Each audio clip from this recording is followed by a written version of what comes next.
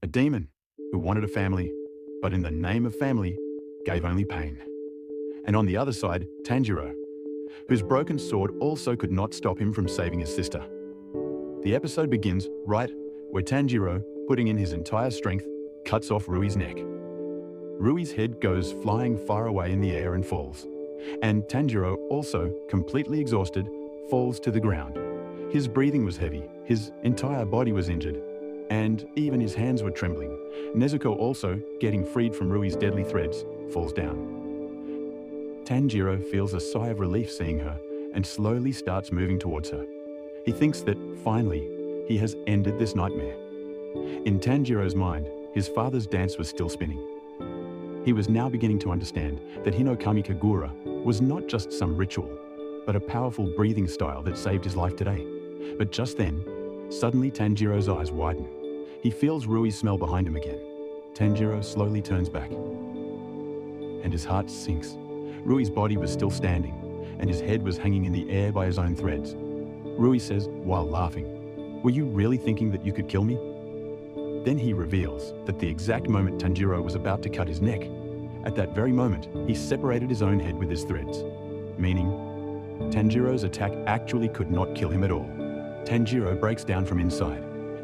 His sword was already broken, his breathing was disrupted, and now there was no strength left in his body to fight. But Rui was now completely furious. He says, "Now I will finish both you and your sister." Suddenly, Rui uses his blood demon art. Deadly red-colored threads start coming out of his hands. These threads were more dangerous than ever before, because now Rui's blood was mixed in them. Wherever those threads went, even trees and stones started getting cut. Tanjiro understands that if this attack reaches him, his body will be divided into pieces. Even then, he tries to stand in front of Nezuko. His legs were trembling, but he did not want his sister to get hurt. Then suddenly, swoosh! All of Rui's threads get cut in the air and disappear. Tanjiro looks up in shock, and standing in front of him was the water Hashira, Giyu Tomioka.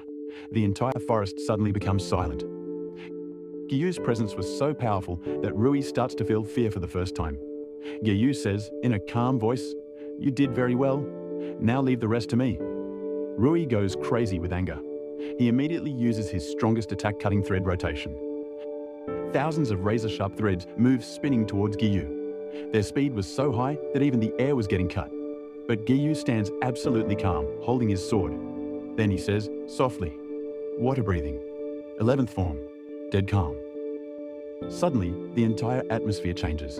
The air becomes calm. The sound of the trees stops, and all of Rui's threads get cut and scattered before even reaching Giyu. Rui goes into shock. He doesn't understand at all how his strongest attacks just ended like this. And in the very next moment, Giyu reaches in front of him. Swoosh! Such a clean slash that Rui cannot even react. His head slowly separates from the body and falls down. This time, Rui had truly lost. On the other side, Rui's fake sister was running in the forest. She was trembling out of fear, because Rui had ordered her to kill all the demon slayers. While running, she starts remembering her past. In reality, she was a normal demon before, who was constantly running from other demon slayers. One night, she was running through the forest in a badly injured condition. She felt that now she won't be able to survive. Just then, she met Rui. Rui saved her, but in return, took away her whole life. He made her strong with his blood, then changed her face to make her like his fake family. Slowly, she understood that Rui's entire family was fake. There was no real relationship. All the demons were living with him only out of Rui's fear. If anyone did not listen to him, Rui used to torture them. Rui used to punish her fake mother every day too. Sometimes he would beat her, sometimes choke her, and sometimes cut her body with threads. In reality, Rui did want a family, but he didn't even know the meaning of family. Then one day, Rui's fake sister decided that she would run away from there. She tells the other demon girl to come along too. Both start running silently from the forest at night. But just then, Rui appears in front of them. Anger was clearly visible in Rui's eyes. He did not like his fake family running away at all. In the very next moment, he ties his sister with threads and hangs her outside the house, and as soon as the sun rises in the morning, that demon burns to death. Seeing this, the other demon gets completely terrified. She understands that escaping from Rui is impossible. Over there in the forest, Shinobu Kocho was searching for her. Then, suddenly, Shinobu comes and stands behind her. She says, with a smile, the moon is very beautiful tonight, isn't it? The demon gets panicked and attacks immediately. But Shinobu was so fast that she dodges all attacks like a butterfly. Then Shinobu asks her, can you and I become friends? The demon gets confused. She thinks maybe Shinobu will let her go. But just then, Shinobu asks her how many humans she has killed. The demon tells a lie. But Shinobu understands immediately. Even then, she says with a smile, if you suffer the punishment for all your sins, then maybe we can become friends. In the very next moment, Shinobu uses her insect breathing. She moves so fast that the demon cannot even see her. And then, Shinobu stabs her poisonous sword into her body. The demon starts getting happy because her head was not cut.